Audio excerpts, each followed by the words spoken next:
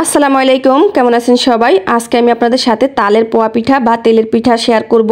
আর এই পিঠাটা হবে ফুলকো নরম তুলতুলে। ভিডিওটা ভালো লাগলে লাইক কমেন্ট শেয়ার করবেন আর আমার চ্যানেলটাকে সাবস্ক্রাইব করে নেবেন। তাহলে চলুন রেসিপিটা দেখে নিই। এখানে নিচ্ছি আমি চাউলের গুঁড়া, আর এখানে আমি ভিজা চাউলের গুঁড়া নিয়েছি 3 কাপ। আপনারা চাইলে কিন্তু এখানে শুকনো চাউলের গুঁড়ো নিতে পারেন, কোনো সমস্যা নেই। দিয়ে দিচ্ছি 1 কাপ চিনি। চিনিটা অবশ্যই আপনারা স্বাদ অনুযায়ী দিয়ে নেবেন।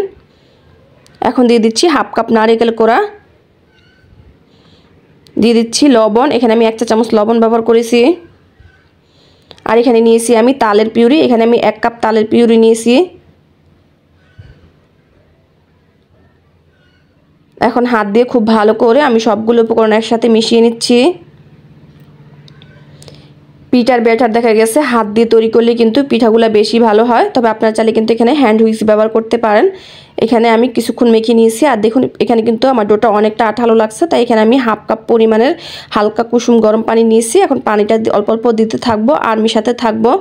তবে আপনারা এখানে চাইলে কোনো রকমের পানি ব্যবহার না করে গরুর লিকুইড দুধ ব্যবহার করতে পারেন। এই যে দেখুন আমি কিন্তু এখানে পিঠার ব্যাটারটা তৈরি করে নিয়েছি আর খুব সুন্দর করে কিছুক্ষণ ফেটিয়ে নিচ্ছি। এতে করে আমাদের পিঠাগুলো অনেক ফুলকো হবে। এখানে আমাদের ব্যাটারটা তৈরি হয়ে গেছে। এখন একটা ঢাকনা দিয়ে এটাকে রেস্টে রেখে দিচ্ছি 10 মিনিটের জন্য। ফিরে আসছি 10 মিনিট পর। এখন আমি আবার একটু ব্যাটারটাকে নেড়ে চেড়ে নিচ্ছি। আর দেখুন ব্যাটারটা কিন্তু খুব সুন্দর হয়েছে। আমাদের কিন্তু তেলের পিঠা তৈরি করার জন্য ঠিক এরকমই একটা ব্যাটার লাগবে।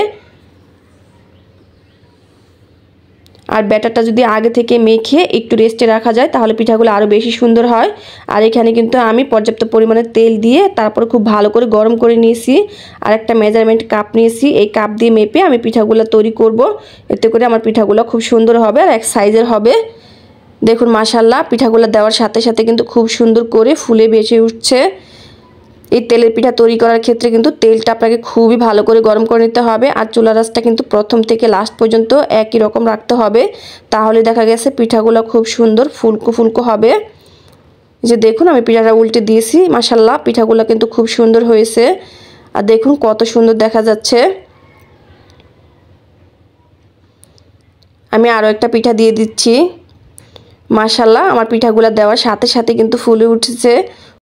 এখন কিন্তু ভাদ্র মাস, তাল কিন্তু বাজারে অনেক বেশি পাওয়া যায়। আপনারা চাইলে কিন্তু তাল কিনে সংরক্ষণ করে রাখতে পারেন ডিপ ফ্রিজে, আর এরকম পিঠা তৈরি করে খেতে পারেন যখন মন চায় তখনই। বন্ধুরা বাসায় অবশ্যই বানাবেন। আর দেখুন এখানে আমি অনেকগুলো পিঠা তৈরি করে নিয়েছি। মাশাআল্লাহ মাশাআল্লাহ পিঠার কালারটা কত সুন্দর হয়েছে দেখুন, আর দেখতে কত সুন্দর হয়েছে। আলহামদুলিল্লাহ এই পিঠা খেতেও কিন্তু অনেক মজা হয়েছে। আপনারা সবাই বাসায় তৈরি করবেন আর আমাকে কমেন্ট করে জানাবেন কেমন হয়েছে। দেখুন পিঠার ভিতরটাও কতটা সুন্দর হয়েছে। বন্ধুরা ভিডিওটা ভালো লাগলে লাইক কমেন্ট শেয়ার করবেন আর আমার চ্যানেলটাকে সাবস্ক্রাইব করে নিয়মিত চ্যানেলের সাথেই থাকবেন। আল্লাহ হাফেজ।